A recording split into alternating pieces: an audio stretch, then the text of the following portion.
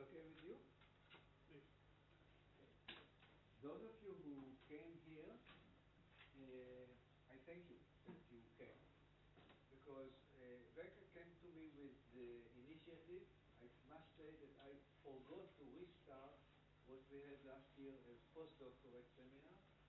We like to have interactions between PhD students and postdoctoral students and as many faculty as we can recruit.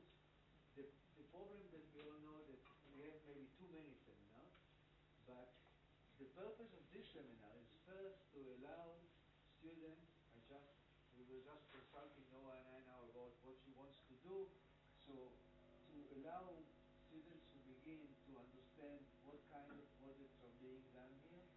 The second is to train people who want to be trained to give lectures in a better way. So you are most welcome to give comments about any of the issues that are interesting. And of course, the third one and the most important one is to hear about science, to discuss science. We call it the Nervous Club because this is something I like, but I just heard that there is someone in the life science or somewhere who said, this is our seminar, you cannot take the name. So maybe we have to switch the name back, I don't care.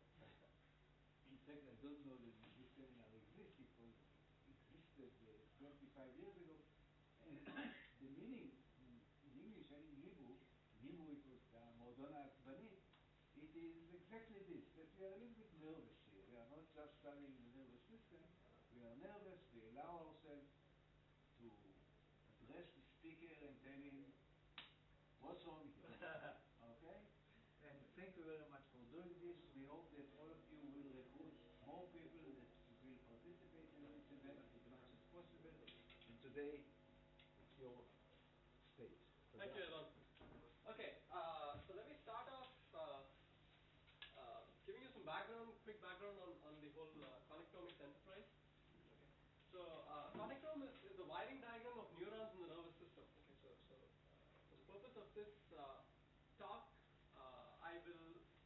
I mean only the specific wiring diagram of individual neurons. Okay. So there's also the mesoscale connectome in which people look at projections of nerve fibers and so forth. But I won't be talking about that. So it's just individual neurons and the connections between them. Okay. So the C. elegans connectome was in fact determined quite a long time ago in 1986 after a 15-year effort. Okay. Much of it was manual. And however, recently there's been sort of a renaissance, if you will, in this enterprise, and there have been a bunch of experimental advances which have brought the prospect of ascertaining the connectome of more complex organisms closer to reality. And early work has already reconstructed parts of circuits such as the direction selectivity circuit in the retina, orientation selectivity circuit in the mouse visual cortex, and a near complete wiring diagram of C. elegans, again, to demonstrate that the feasibility of this with the new technique, which is completed, I think, in much shorter than 15 years. And more recently, the motion detection circuitry in the fruit fly visual system, and the dense reconstruction of the inner plexiform layer in the mouse retina. So the main current bottleneck in these connectomics efforts is the automated reconstruction, the reliable automated reconstruction of the 3D structure from the 2D electron microscopy slice images. So all of the current efforts, especially the ones I cited, use electron microscopy. No, there have been other proposals, but as of date, electron microscopy looks like the most promising way in which connectomics could be done. So I will sort of, in today's talk at least, at the back of my mind, imagine that electron microscopy is the way we are doing it. Okay, and so therefore, because of this bottleneck, early work has primarily relied on manual reconstructions. Okay, notably with an army of undergraduates in Germany and more recently crowdsourcing efforts such as iWire, and for example Moritz Helmstarter was here last week and talking about the fact that he is collaborating with game developers to somehow embed this in games so that they can reconstruct it using computer games. So the broad expectation is that we will have the capability to decipher the structures of several physiologically well-studied circuits, which is the retina and the cortical column, by the end of the decade. Now, these efforts have not been without debate. Okay, the debate primarily centers on the issue of how useful this data is actually going to prove to be eventually. Okay, and in particular, ascertaining the detailed physiological properties of all the neurons and the connectomes is out of the scope of all of these projects, and indeed out of reach of current experimental technology. And further, for most circuits in the brain, it's not well understood what high-level computations they are involved in. Okay? And this is especially true as one moves away from the sensory or the motor periphery. And so therefore, it's unclear to what extent knowledge of the connectome alone will advance a mechanistic understanding of the computation that is going on in these neuronal circuits. Okay, so all this sounds very pessimistic, but the fact of the matter is that the connectome will give us an additional piece of information. So the optimistic view is to look at it and say how can we, what extra mileage can we get out of this additional information, and what are the opportunities? Okay. So in my view, the key questions, okay, are the following: what can we learn from the wiring diagram alone, even when the specific high-level function of the neural circuit may be unknown? And are there fundamental limits to what can be learned from this wiring diagram alone in the absence of more detailed physiological information? Now, proponents for connectomics argue that the structure of a neural circuit places fundamental constraints on what the neural circuit can compute. Okay. And however, the nature and scope of these constraints are not well understood. Okay. So this presents opportunities for theory, specifically in understanding what kinds of constraints the wiring diagram imposes on computation, and consequently how we can best use the knowledge of the wiring diagram fruitfully. Okay. So what do I mean by constraints? Okay. So what does it mean for... Yeah. May we ask a question? Mm-hmm. Please don't say that we should, right? Please, absolutely. Make me nervous. My problem with the connectomics is that you actually take a snapshot of the system at one time. We know that the brain is highly plastic. Right. It changes from moment to moment. So what a snapshot of the connectivity without the physiology will help you? Hopefully, you'll be less skeptical at the end of the talk. So what I'm trying to argue is that you can still infer some things, at least at the time the snapshot was taken. Maybe the animal learns and does something else, but at the time the snapshot was taken, some sort of mechanistic understanding of how computation is going on. But you have a snapshot at a certain time, right, without the physiology. Yes. Because even if you see this bulk with the vesicles, it doesn't mean anything. I agree with you. So why do you want to do that? Does the connectivity within the brain is the limiting factor of understanding it? Say the same thing about physiology. You measure No. cell, right? Physiology, I measure something at a given time. Okay. And I can see what happened in the next. You measure something that is very... And I measure only once, but here, it doesn't solve anything. I mean, it could. You have problem in connectivity. The connectivity is not the limiting factor to understand the brain. That's the question. That's the theoretical question. Suppose it was not changing from moment to moment. Suppose it was fixed.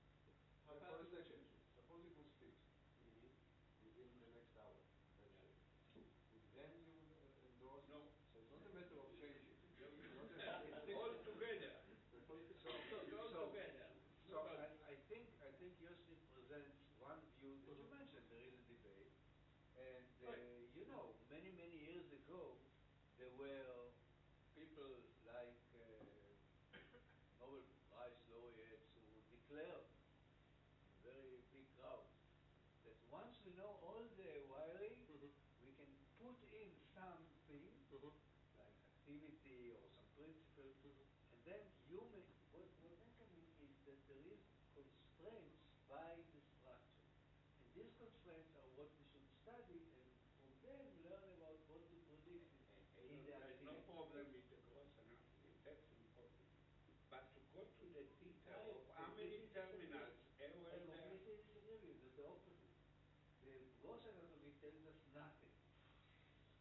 don't think that remember the the connectivity- diagram of Van Helsen, of the connection in the brain? This is not, this is what led us to think, this approach led us to think that there is a feed-forward processing, which is completely wrong. It did not talk about two ways. This just And the connectomic will solve it. implanted in our thoughts the idea that this area and this area are connected and what? Nothing. Maybe you should I think, continue. I think that, The question he came to talk okay, about. so Maybe you will answer it. maybe I will, okay, maybe you'll be convinced at the end of my talk. Okay,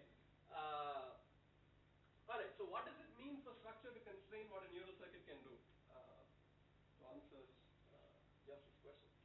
Okay, so let's say I have this circuit, okay, so I pull out some nanometer square, micrometer square of your cortex, and here's what I see. Okay. Now, if I had intuitively, if I had perfect information on this circuit, okay, including up to the atomic level, let's say, and so in principle, okay, and if I knew the afferent input coming in principle, I should be able to predict what the circuit is doing, right? At least broadly, I think you will agree. So intuitively, now obviously I won't have perfect information. Okay, so intuitively, if I turn the dial from perfect information to no information about the circuit, okay, before that. So I said that if you had perfect information, you could predict what its output would be, what computation it is doing. Okay, and what that means is that you are ruling out all but one computation that this circuit is doing. So by one computation, when this afferent input arrives, when this particular pattern of spikes arrives. So when you turn the dial from perfect information to no information, what I'm intuitively it's attractive to think of it as you're ruling out. You will be able to rule out less and less number of computations. So when you have perfect information, you'll be able to rule out all but one computation. Okay, and as you have lesser and lesser information, you should still be able to rule out a few computations. Okay, and so in principle, therefore, connectomic information ought to allow us to rule out some computations that the circuit could be doing. Okay, so so with that preface, let me now discuss some work that we've been doing towards looking at such constraints in feed-forward networks. Okay, so all of this is work with Arulava Banerjee in Florida.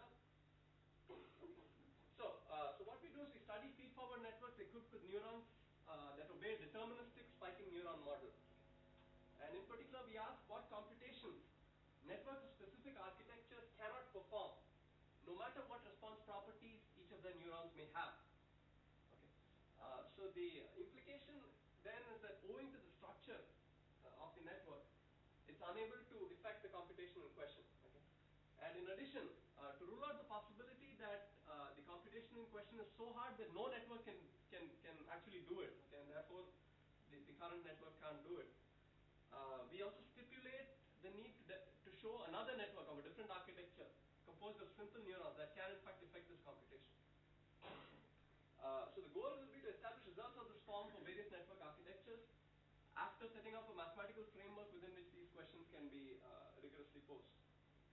So again, so for some quick preliminaries, again, so when I see a neural circuit, as far as I'm concerned for the rest of the talk, I see spikes coming in and spikes going out. So it's sort of this translation from spike trains to spike trains. Okay, that is what the neural circuit is doing, and this is probably what information processing and cognition in the brain is. Okay, but that's a tall claim. But okay, and in particular, I make no assumptions on high-level tasks being done by the circuit. Okay, so just physical spike trains to spike trains, and I make no overarching assumptions on the neural code as well.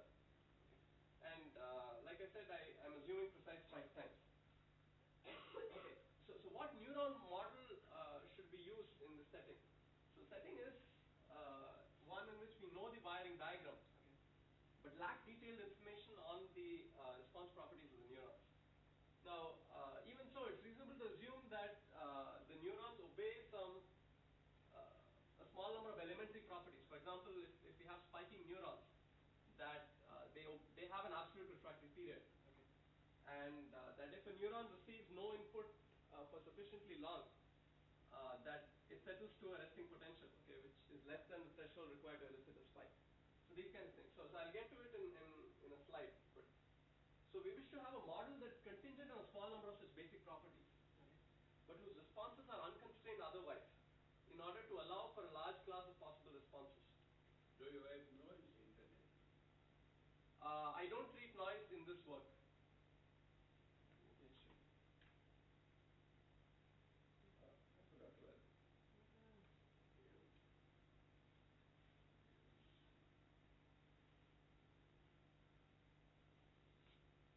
Okay, so no, so in this work there will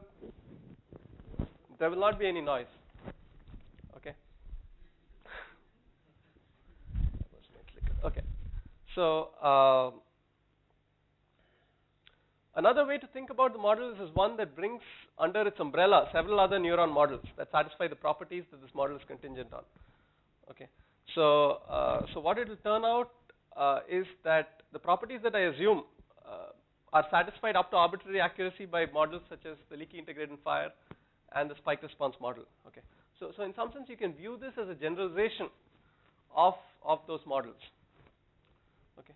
And the other strong reason is that this allows me the possibility of incrementally adding more properties to the neuron model and studying how that further constrains computation. Okay. This models a scenario where we have more detailed information on the neurons. Okay. So here is my okay. Here are my assumptions. So for my single neuron, I'm assuming that I have these. So the membrane potential of the neuron at this point is a function of the inputs. Okay, so this is the input and this is the output produced by this neuron. Okay. So I'm assuming that the membrane potential is a function of input spikes sitting in this red window and output spikes sitting in this green window. So you can think of this as this is the time scale at which it integrates afferent input. Okay, and the membrane potential is also modulated by recent spiking output of the neuron itself. Okay, so things like your relative refractory period and so forth. Okay, so as I move along in time, this window moves as well, and the membrane potential becomes a function of these two. Okay, so I'll call this the length of the input window epsilon, and the length of this output window rho, so rho will correspond to the notion of a relative refractory period. Okay, so in effect, what I'm assuming is that there exists a membrane potential function P, okay, which can be written down as a function of the spike sitting in these two windows, okay, and the domain of this function is finite dimensional because there can only be so many spikes sitting here due to the absolute refractory period, okay. Okay, so this is just afferent number 3. Spike number 2, if you will.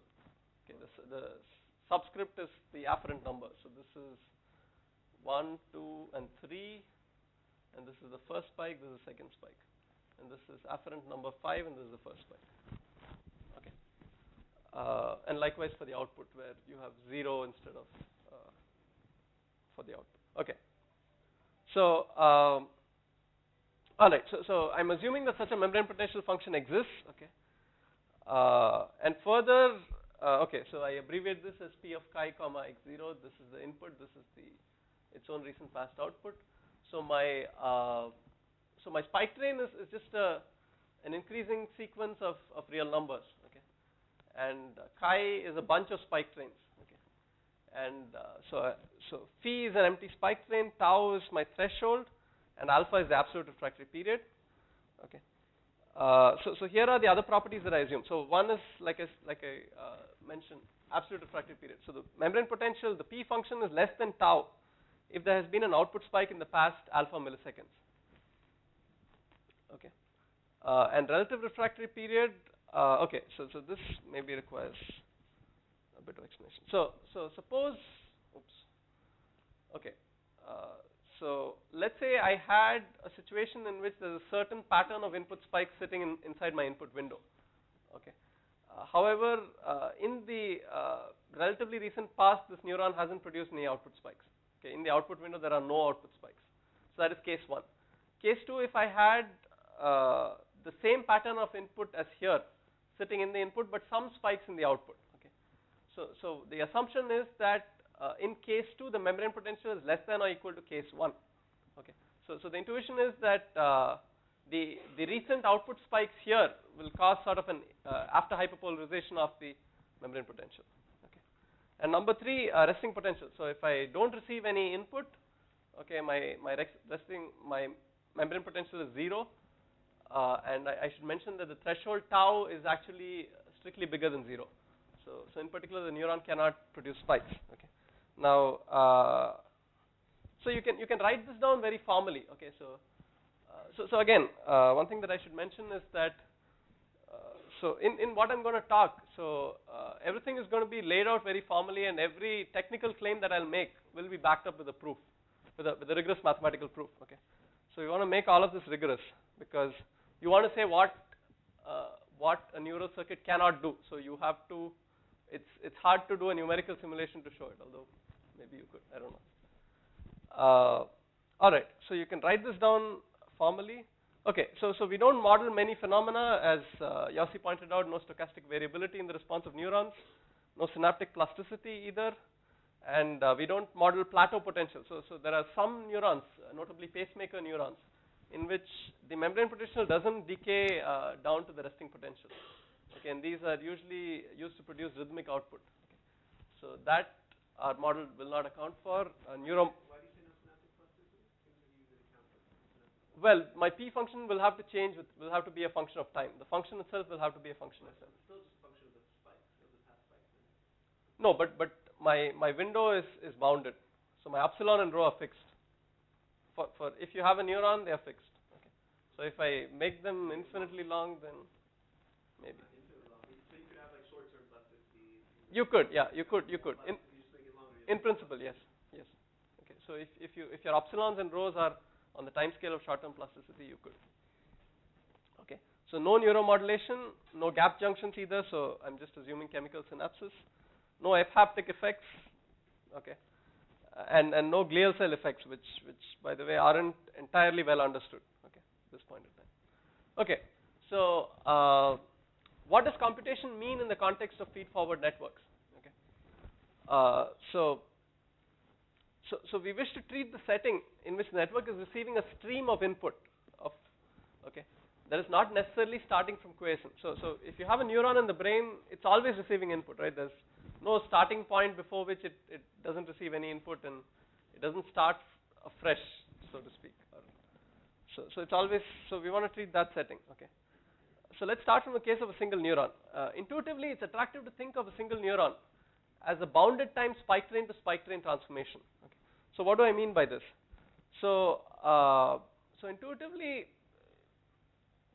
it's attractive to look at a single neuron and say that the membrane potential at any point in time is a function of just some recent input spikes that the neuron received. Okay.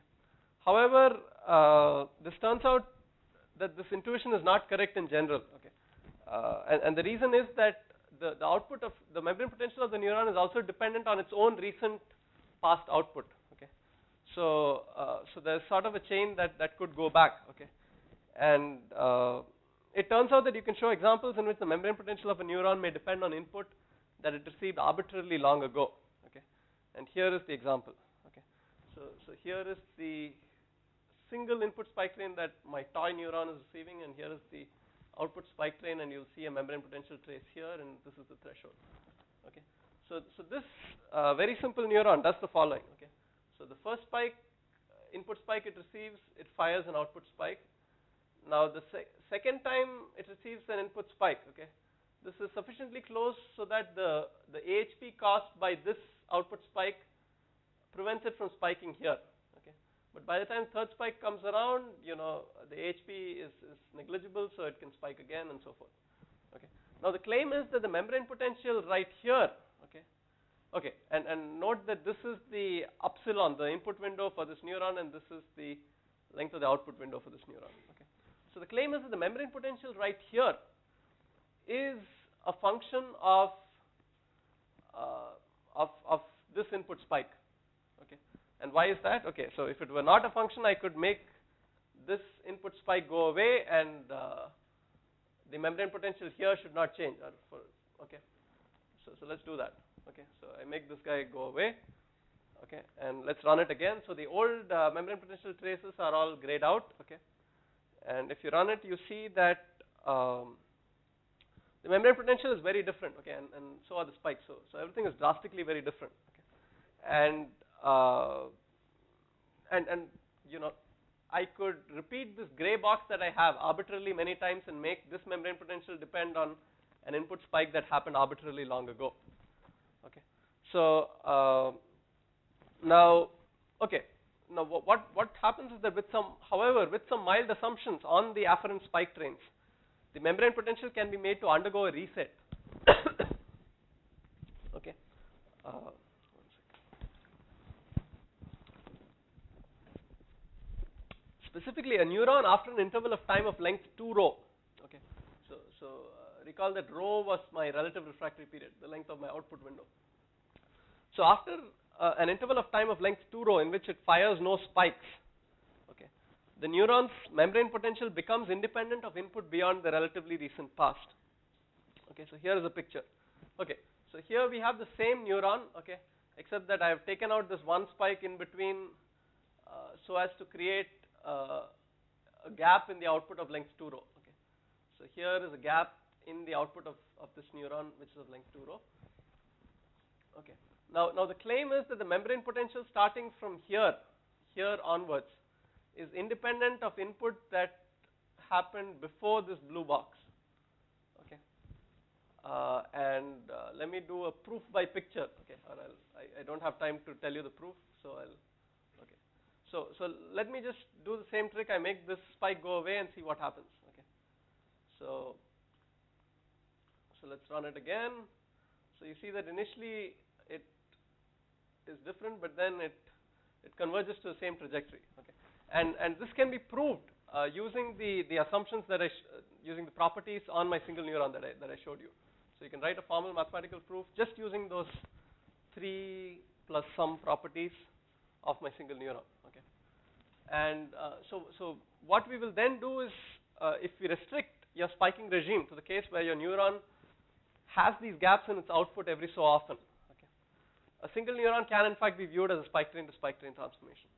So what I'll assume is that these gaps occur. So when I say that an input spike train to a neuron satisfies a T gap criterion, I will assume that these output gaps occur every so often, so that the membrane potential at any point is dependent on at most T milliseconds of past input alone.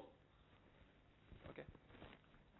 And biologically, this sort of a spiking regime is not a stretch because your relative refractory period is usually on the order of tens of milliseconds. Okay? And neurons don't spike so highly that these gaps do not occur at all, right? So a neuron would have to spike at, I don't know, more than 50 hertz or something for a sustained period of time, forever, in order for these resets not to occur. Okay. And this sort of idea generalizes to feed-forward networks as well. Again, I'll just show you a picture. So here is the simple network that I'm showing you, which is input is coming in here, and this neuron sends its output to here, and then and these spike trains correspond to here, here, and here. Okay. So so the claim is that the membrane potential in the dark gray area is at most dependent on the input spikes in this light gray area, because what happens is that here it undergoes a reset, due to which its output from here is dependent only on input until here in this, okay, which in turn depends on input only until here, because this undergoes a reset as well. So transitively, okay, and this kind of thing is easy to show for an arbitrary feed-forward network, okay, where the argument is slightly more complicated, but you can do it. Okay. Okay. So some more notation. Okay. So I wanted to rigorously view a feed-forward network as a spike train to spike train transformation. Okay, and here is the sense in which I can. So given a feed-forward network N, let Gn superscript T denote the set of all input spike trains to satisfy a T gap criterion for it.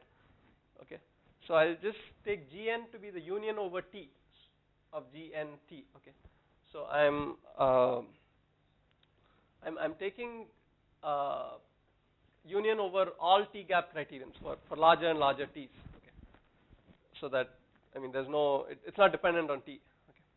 So each feed-forward network N thus induces a transformation T sub N, which maps each input that satisfies a gap criterion to an output spike train.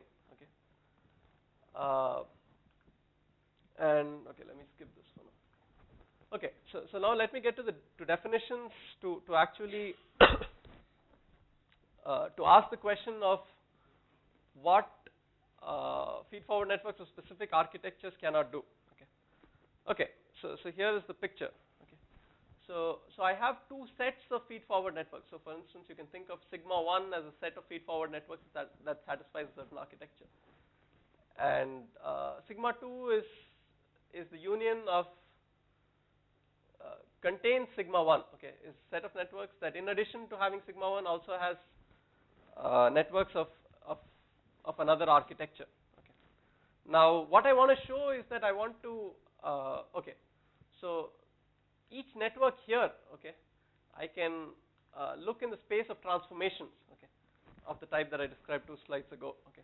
So each network here induces a single transformation, okay, spike train to spike train transformation. Okay, so these are feed-forward networks. I should emphasize. Okay, so what I want to show is that I want to show you a transformation that is sitting outside of C sigma 1. Okay, that no network in sigma 1 can effect. Okay, but for which there exists another network in sigma 2 that can indeed effect that transformation. Okay, so if I have sigma 1 being a subset of sigma 2, okay, I want to, what this will end up meaning is that C sigma 1 is a proper subset of C sigma 2, okay, so there's a transformation in C sigma 2 that is not in C sigma 1, okay, and, okay, however, the additional technical thing that I need to force is that I need to do this only over input spike trains that satisfy this sort of gap criterion for all the networks under consideration. Okay, because if I have, if I'm considering even one input spike train that doesn't satisfy a gap criterion for some network here, what might happen is that the notion of a transformation is not well defined. Okay, for that network with this input spike train. Okay. So I have to take the intersection, which is what I do here. So G12 is the intersection over Gn, taking n over all the networks in this bigger set. Okay, and any result of the form above is called a complex. I will call a complexity result for want of a better term. Okay, so now there are, okay. So if you didn't get any of this, don't worry, it doesn't matter. Okay, so you'll intuitively see what I'm saying when I'm showing you results. Okay. Okay, so what happens is that characterizing these gap inputs, even for a single neuron, is very difficult, because whether an input causes a gap or satisfies a gap criterion depends on whether it causes gaps in the output spike train. Okay, so I have to so this characterizing this set Gn is difficult because whether a spike train is in Gn or not depends on the output of the neuron when fed with this input. Okay, so it's even more difficult for a feed-forward network because I have to now ensure that all the neurons in the feed-forward network obey this gap criterion. All the neurons produce. So what are all the inputs for which all the neurons in this feed-forward network produce gaps in their output every so often? Okay, so it depends on the specific network, right? So if I need to take intersection over all possible networks of a particular architecture, I am in trouble. Okay, so already there seems to be a problem in the sense that in practice there are practical issues in now showing this with these gap criterion inputs. Okay, so I'm in trouble. Okay, so what I'll do is I will use another criterion. Okay, which is just starting from quiescence. Okay, so input spike trains that just start from quiescence. Okay, so in this case I call it the flush criterion. So if a spike train is said to satisfy a T flush criterion if all its spikes lie in the interval 0 T. Okay, So before 0 there are no input spikes, and after t there are no input spikes as well. Okay. Now this definition of this criterion is independent of any neuron or network, because all I'm saying is that it has spikes in this interval and spikes nowhere else. Okay, there's no mention of a neuron or a network in this definition, if you observe. Okay, so if an input spike train ensemble satisfies a T-flush criterion, then for each feed-forward network there exists a T prime, so that it satisfies a T prime gap criterion for it. Okay, and as notation, let Fm superscript T be the set of spike train ensembles with M spike trains that satisfy the T-flush criterion. Okay, and again I will take Fm to be union over T Fm superscript T, so that it's not a function of T. Okay. Now, okay, so if you didn't get that, here is a picture. Okay, so I had these. So I started off with the ambitious goal of using these gap inputs because I wanted to deal with this goal of looking at streams of inputs that my network is gonna do. Okay, but I hit a difficult point. So I said, okay, so let me just consider a small subset of this, which turns out to be the set of input spike trains that start from quiescence. Okay, and this is a subset. Okay. Now, it turns out, however, okay, so now the game would be to prove my results using just these flush inputs instead of the more general gap criterion inputs. Okay. However, it turns out, and we can prove this, that there's no loss of generality in doing this. Okay. So on the face of it, what could have happened is that I had results that I could prove using only gap inputs, okay, which I could not prove using these flush inputs. Okay. However, we can prove that that is not true. Okay, so what we prove in the next slide is this equivalence lemma, which says that if I have a result of this form, which can be proved using gap inputs, then there also exist flush inputs that can be used to prove this result. Okay. So this was the definition, and all that this lemma says is that this is true if and only if I can just use my flush inputs to prove things. Okay, so there's no loss of generality in using these flush inputs alone. Okay. All right. So now for results. Okay. So first of all, you can construct a transformation that no feed-forward network can affect. Okay. And here is the transformation. So again, when I have this gray box, okay, the meaning of it is that I have a transformation. Okay. So again, this is input and this is output, and this is 0 and t. So for larger values of t, what I'll do is I just replicate the gray box over and over again. Okay, so that the gap between these two inputs becomes larger and larger.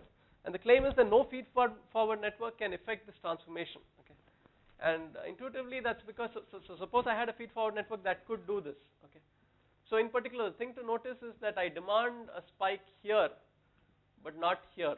Okay, after these two input spikes. So the reason no feed-forward network can do this is because suppose a feed-forward network could do it. Okay, then for the case in which this gap is sufficiently large in the input, okay, what would happen is that would force all the neurons in the network to have these two-row gaps in their output, which would cause a reset. So your feed-forward network cannot remember that these two spikes happened. So it'll either spike both here and here, or it won't spike here as well as it won't spike here. Okay. Okay.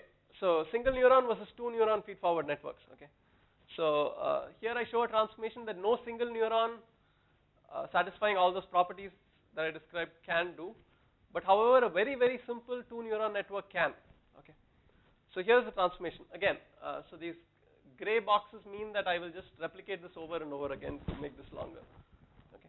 So the reason a single neuron cannot do this is the following. Okay. So again, the thing to note is that I demand an output spike here, but not here. Okay. So okay. So if a single neuron were able to do it, then there should exist input and output windows. Okay. The epsilon and rho windows of that single neuron that just look at its past input and output in a bounded window and determine its membrane potential. Okay. So the claim is that at both these points, so no matter what neuron you give me, and I replicate this enough so that at this point as well as this point, it sees the exact same input in its input window and the exact same output in its output window. So it cannot be that the membrane potential reaches threshold here and does not reach threshold here, okay? Because the inputs to the P function have to be exactly the same, okay? Now, here's a 2-neuron network that can, however, do this, okay? And it's a very simple network, okay? And this goes back to the example that, so remember the first counterexample that I gave. So the neuron N1 is exactly that kind of a neuron, okay? So, so for each spike here, okay, it spikes on the odd numbered position. So it doesn't spike on number 2, it spikes on number 3, spikes on number 5, okay? However, what happens is that when this input comes in, okay, the delays are set up so that, so this input again excites the neuron more, so it's able to spike on right the next one. So it changes phase from spiking on odd numbered positions to spiking on even numbered positions. So what happens is that when an output spike is demanded here, this spike which is delayed and this spike in I2 all align, which cause N2 to spike. So N2 is a neuron which only spikes when all three of its inputs have spikes at the exact same positions. Okay, so here it's since the output of N1 is out of phase, N2 does not spike, and then it changes phase to become in phase at the output. Okay. Okay. Next we have a complexity result on a class of network architectures characterized by a structural property. Okay. So now I will not only have a single network architecture, but I'll have a whole zoo of network architectures which are characterized by an abstract sort of graph theoretical property. Okay. And here is the property. Okay. So what I have is so I call this path plural network. Okay. Okay. So maybe I should give you the picture. Okay. So here is the feed forward network. Okay. And it turns out that it is path plural. So I'll tell you what path plural is. So what I do is I take one path from each input. Okay. And I find I find a way to get to the output. It could be any way. Okay. And if it turns out that no matter how I choose to get to the output neuron, the intersection of all these m paths, so m equal to 5 here, if the intersection of all the m paths is exactly the output vertex, that is, all the m paths together don't intersect before the output vertex. Okay, so here is the picture. So I have m paths going here, and they all meet together only here, okay, and not anywhere before. All of them together, not just two of them, or all of them have to. Okay. So this is a path plural network. Okay. So the thing to note is that there are networks with arbitrarily many neurons and arbitrary depth that are path plural. Okay, that satisfy this property. So it's a special class of networks, right? So I'll now show a transformation that no path plural network can do. Okay. So here the transformation is for the case when m is 3. Okay, but I just have 3 inputs. But you could generalize this very easily. Okay, as you will see. Okay. So what it's doing is the following. Okay. So I have I1, I2, I3. So I have a burst of spikes here, followed by a burst of spikes here, followed by a burst of spikes here. Okay. And then once I've done this for all the m inputs, I have one extra spike on one of them. Okay. And then I again start over with this thing of having a burst of spikes on the first one. Okay. So I'm going 2, 3, 1 here, but the order doesn't matter. So burst of spikes here, followed by burst of spikes here, followed by burst of spikes here, and then one extra spike. And I demand an output here, an output spike here, but I don't demand an output spike here. Okay, that's the thing to note. Okay, so why can no path plural network with 3 inputs in this case not do it? Okay, so what happens is the following. So the thing to note is that I have this. Okay, so how am I going to stretch this for larger values of t? So for larger values of t, I'm just going to stretch this interval between these guys. Okay, so I'm going to stretch these. Okay, so okay, so with the path plural network, it turns out that every neuron that supplies input to the output neuron, okay, every penultimate layer neuron, if you like to think of it that way, actually will receive input from at most m minus 1 of the input of the afferent inputs. Okay, so every such neuron will undergo a reset due to this guy. Okay, in the following way. So it will undergo a reset here. Okay, so for instance, let's look at I2. I2 undergoes a reset here and then here again. Okay, so if you take two of them, they will undergo a reset together. So this, okay, so that's the way to look at it. So look at the points at which they undergo a reset, and if you move through time, you'll see that before this guy comes, it undergoes, each penultimate layer neuron undergoes a reset once, and before it reaches here, after this spike, but before this, it undergoes a reset again. Okay, so when it gets here, okay, all the neurons that synapse onto my output neuron are forced to be in the exact same state here as they were here. Okay, and therefore it cannot be that it produces an output spike here, but does not produce an output spike here. Okay, so sort of clear. Okay, sort of. Okay, that's great. Okay, so and this transformation can be done by this 2-neuron network again. Okay, and it's actually quite simple. So if you followed the previous result, okay, so the way to think of this is that, so in the previous result you had a bunch of equivalent, bunch of periodic input spikes and then one extra output spike. So bunch up all of these guys into a single line. Okay, so I have periodic spikes, tick, tick, tick, tick, then tick, tick, tick, tick, and then tick, tick, tick, tick, and I have this extra guy. Okay, so I have my intermediate neuron N1. Okay, which again starts by spiking on odd-numbered input spikes on this, and then this extra spike causes it to shift phase. Okay, so it lines up when this extra spike comes in and it works. So it's really the same network with some slight with the fact that I split it over the 3. Okay. All right. Great. Okay. So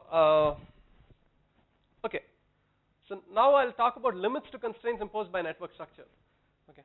So the main thrust thus far has been in demonstrating that connectomic constraints do indeed restrict the computational ability of certain classes of networks, even when we do not assume much about the physiological properties of their neurons. Okay. However, your intuition, even before you stepped in here today, okay, like Yossi was saying, is that we shouldn't be able to constrain computation much just by knowing the network structure and just by making some mild assumptions about its neurons, right? So we will now see a case in which this intuition is actually sound, and we'll prove that you fundamentally cannot have limits. You fundamentally do not have constraints on certain network architectures. Okay. Okay. So what we will prove mathematically is that with the properties assumed for the neuron, we cannot rule out any transformation done by the class of feed-forward networks of depth 2, okay, which in turn can be done by another feed-forward network. Okay. Okay. In other words, what we will show. Okay. So if you like to think in terms of the dial analogy, so when I'm moving my dial from perfect information to some information on the structure of just a set of all depth 2 networks, then that in fact does not constrain me at all. Okay. It does not tell me anything about what the network could be doing. Okay, it could do anything. But if I only assume what I assumed in my model, which was actually very mild. Okay, and we'll get to that in a couple of slides.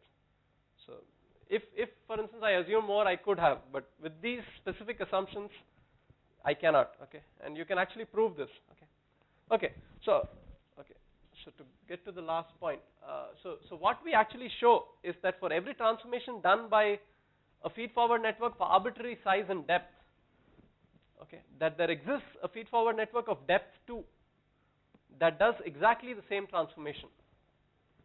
Okay. Okay. So how do you show this? So one one direct idea is to just take an arbitrary feed-forward network and somehow try to collapse the networks until you get to a network of depth 2, and then you're done. You cannot somehow collapse it further, so you're done. Okay. But that turns out to actually be quite difficult. Okay. So and we couldn't do it that way. Okay. Maybe you could. Okay. So here's how we did it. Okay. So you consider the space of all transformations. Okay. Spike train to spike train transformations. So of the form T from the set of flush inputs to the set of output spike trains. Okay. Now you can talk about the transformations induced by the set of all feed-forward networks. Okay.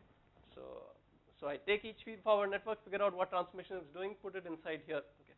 It's this crazy set, right? So other than talking about it, it seems like you cannot do much more. Okay. So in particular, one thing that we know is that there are transformations sitting outside of this, because I showed you a transformation that no feed-forward network could do. Okay, so it's not the entire space. That much we know. Okay. So step 1 of the proof does the following. It says that this crazy set is in fact sitting inside a nice set. What do I mean by that? So what I prove is that if a transformation can be done by a feed-forward network, then it has 3 properties. Okay, and those are properties of transformations. Okay. And therefore, so this nice set is the set of all transformations that have those 3 properties. Okay. So this crazy set is sitting inside this nice set. Okay. So that was step 1 of the proof. Step 2 of the proof, what I show is that if I have a transformation that satisfies these 3 properties, okay, then I can construct a depth 2 feed-forward network that can in fact effect that transformation. Okay. So, and I show this by explicit construction. So I will explicitly construct for you a depth 2 network that will do that transformation. Okay. So in the end, what it turns out is that this crazy looking set is in fact the nice set. Okay. So I mean, as a byproduct, we also end up providing an exact characterization of the transformations induced by a set of all feed-forward networks. Okay. I won't have time to go into more details of the proof, so let me just summarize what we've seen so far. Okay. So our goal with this work was in asking, on one hand, if we can deduce non-trivial examples of computations that a network could be doing, or that a network could not be doing, given just the knowledge of its structure, assuming that the neurons obey some elementary properties. Okay. On the other hand, we asked if there are fundamental limits to what can be said, given just this information. So we first set the stage by creating a mathematical framework in which this question could be precisely posed. Okay. We made precise the view of computation in feed-forward networks as spike train to spike train transformations under some biologically relevant spiking regimes. And we then showed some examples of transformations that networks of specific architectures cannot effect, that other networks can, networks of other architectures can. Okay. So finally, we demonstrated that the small number of properties we assumed for our model neurons can only take us so far. Okay. So in particular, we explicitly showed a class of architectures for which the small number of assumptions on our model neurons does not place any constraints. Okay. You cannot tell anything, okay, as Yossi guessed. Okay. In summary, okay, this sort of first principles bare bones theory that we have here provides a foundation to build on top of. Okay, so what you can do is to add more properties that you assume, and then see how it places constraints on networks of various architectures. Okay, and what about the road ahead? Okay, so obviously we need to incorporate more properties into the neuron model in order to break this last result. Okay, and there are several candidates. For instance, Dale's law, okay, is something that we did not assume that might impose pretty strong constraints. Okay, and I did not, in fact, assume that my membrane potential is even continuous, right? So, and in real life, membrane potentials are smooth functions of time. Okay, so that needs to be assumed. Multiple output neurons. This is interesting. So I just had a case where I had a single output neuron, but if I have a network with multiple output neurons, So if I made this neuron do something, that would constrain what this guy could do, right? So if I could dictate two outputs such that this guy doing this prevents this guy from doing something else, okay, then that might help in getting more results. So complexity results with additional assumptions should be easier to prove, okay, since we have more properties to work with, okay, and I need to look at the effect of stochastic variability in the response of neurons. So the question can still be asked in the setting, okay. So what happens is that if I have stochastic variability, then a network, when it receives an input spike train, you can think of it as a map from an input spike train to a distribution on the space of output spike trains. And you can still ask, what output spike trains does it map to with probability 0? Okay. What can it not map to even with the noise? Okay. And obviously an analogous theory for recurrent neural networks is required, which is a more general case. Okay, this is a big step. And now the connectomics reconstructions will also give us the morphology of the neurons. Can this somehow be used? Okay. And people are also doing functional imaging on a single piece of tissue, after which they slice it and do reconstruction. So an important question is, can we incorporate that functional imaging data, because that should constrain what the neurons could do, right? Because depending on what inputs it receives and how it spikes, we should be able to constrain the response function of the neurons somehow. Okay. And finally, of course, the holy grail for us theorists is making contact with experiment. Okay. So we would like to use the theory to advance hypotheses and make testable predictions about specific neural circuits. Okay. So in my view, the field of theoretical connectomics, okay, I think will be concerned with these and other issues in the years to come. Okay. And with that, I'd like to. So all of this work I did as part of my PhD in Florida with Arunava Banerjee. Okay. And the work is in fact in press. Okay. And it should be online in a few days. And if you cannot wait, a preprint is an archive. Okay. And that's all I have. Thank you.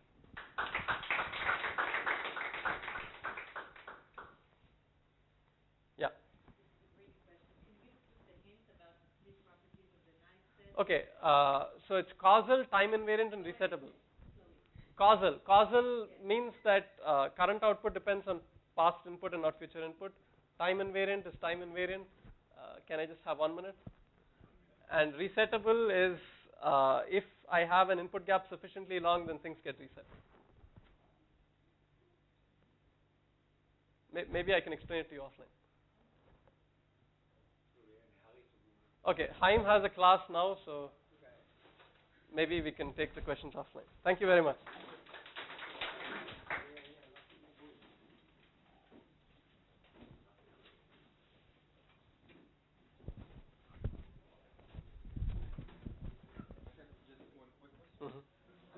I mean, I think my main question would be how does the kind of micro scale that you usually deal with relate to kind of a statistical scale? I mean, when the guys... Itamar is doing statistical, right? Yeah. So, I mean, is there any correlation? I mean, do you have any... Do you want to comment on it? Or? I mean, like, the guys from Germany last week came, they mostly talk about statistical stuff. They talk about connectivity map of the whole, like a whole cortical column or something. Well, they got Moritz, it's like they cover both sides, right? Yeah, Moritz talked at... You should look at the retina data, because that's like a feed forward. But retina, a lot of the neurons are graded potential, right? They're not spiking. So that's... Okay, cool. There's a chance I could send me this presentation, or is it presentation paper? This one? No, or the paper. All right. I have the paper. Okay, so all this stuff is in the paper. Yeah, everything and more. And it's okay. And journal of the Computation. I can. It's an archive as well. Okay, so I can just or if you just say just Google connectomic constraints, and that's the first. Well, right, on archive. Yeah. Yes. So, but is it lacking in anything? It has everything. Okay. It has everything, including full proofs. Right, and figures and stuff. Everything.